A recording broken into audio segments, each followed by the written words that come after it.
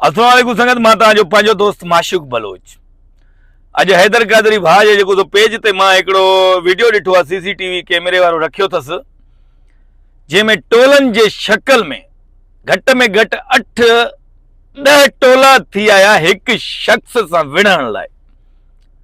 मां उन्हनि खे ॿुधाइण थो चाहियां, शायदि उहे उर्दू सम्झनि, सिंधी नथा सम्झनि, त मां उन्हनि खे उर्दू में ॿुधायां थो त तुम लोग इतने बुज़दिल हो, तुम लोगों को एक शख्स का इतना खौफ था कि तुम लोग टोले बना के, तुम लोगों ने पूरा प्लानिंग बना के हैदर कादरी भाई के साथ तुम लोगों ने जाके हमला किया। तुम लोगों को अगर जर्रा बराबर भी जुर्रत और हिम्मत होता, तुम लोग सिर्फ एक बार बोलते कि हम हैदर कादरी से लड़ने आते, खुदा की कसम दूसरी हमारी कौम तो दूर है, हम लोग जो आर्टिस्ट लोग हैं हम उसके साथ हो जाते और तुम लोग उसको बाल में भीगा नहीं करते। उसको अकेला देखकर तुम लोगों ने कुत्तों की शक्ल में तुम लोगों ने उनके साथ जो हमला किया ना, ये बुज़दिलाना हमला है। ऐं मां सिर्फ इहो पंहिंजी कौम खे ॿुधाइण थो चाहियां त हीअ हमलो जेको बि आहे, हीअ हमलो हैदर कादरी ते न आहे, हीअ हमलो सिंधी कौम ते आहे, हीअ हमलो सिंध जे आवाज़ उथारण ते आहे।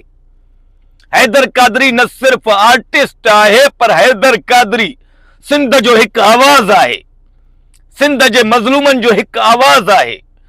जॾहिं जॾहिं सिंध में को मसलो थींदो आहे, जॾहिं जॾहिं सिंध ते अहिड़ी का मुसीबत ईंदी आहे, त हैदर कादरी सभ खां पहिरियां पंहिंजे पेजनि ते, पंहिंजे चैनलनि ते पंहिंजा वीडियो ठाहींदो आहे पंहिंजे सिंध जे हक़ लाइ। ऐं असां छा था कयूं, मां हैदर कादरी भाउ जा जेको वीडियो ॾिठा आहिनि, त उन हैदर कादरी भाउ ते वीडियो में असां हमेशह जीअं कंदा रहिया आहियूं तीअं कंदा था रहूं, त सख़्त लफ़्ज़नि में मज़मत थी कजे। हैदर कादरी जे भाई ते हमला माना सख़्त लफ़्ज़नि ते मज़मत था कयूं।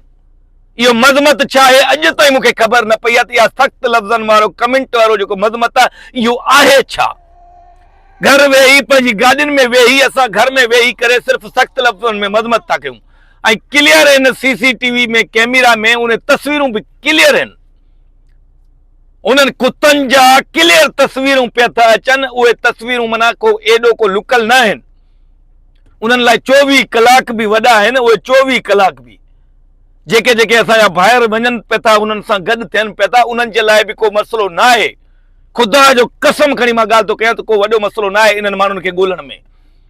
न को इहे माण्हू परे आहिनि जिन्हनि जा कैमरा लॻल न, ऐं जेके पाण खे बॉडी बिल्डर सम्झनि पिया, पाण खे हेॾा ॾौरा कढी ऐं हेॾा पेट कढी अची जेको हैदर कादरी सां विड़िया आहिनि न, उन्हनि खे मां थो चवां त तव्हां बुज़दिल आहियो। जेॾा ॾौरा ठाहिया त ओतिरो ख़ुदा तव्हांखे गैरत न ॾिनी जो तव्हां अकेले माण्हू ते हमिलो कयो।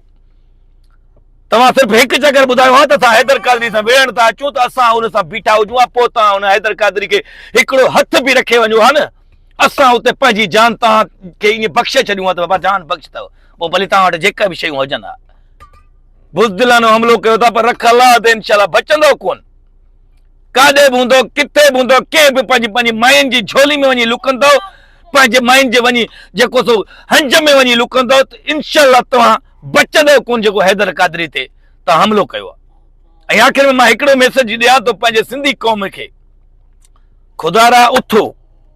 इहो सख़्त लफ़्ज़नि वारो मज़मत कराइण जे चकर में इहो रुगो कमेंटनि ताईं महदूद न अचो।